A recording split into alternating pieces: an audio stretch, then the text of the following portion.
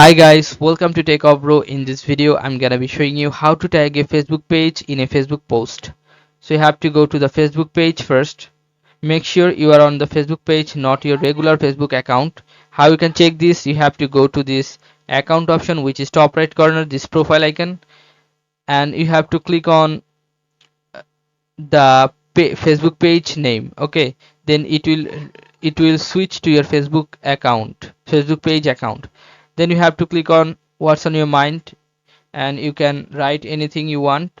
If you want to tag any uh, Facebook page in your Facebook post, you have to just click on add the rate, and then you can see all of the pages here. If you want to write the page, you have to write here like this: dank meme. I want to uh, tag to this page, so you have to mention. If you want to mention this, you have to click on, and you have to click on post.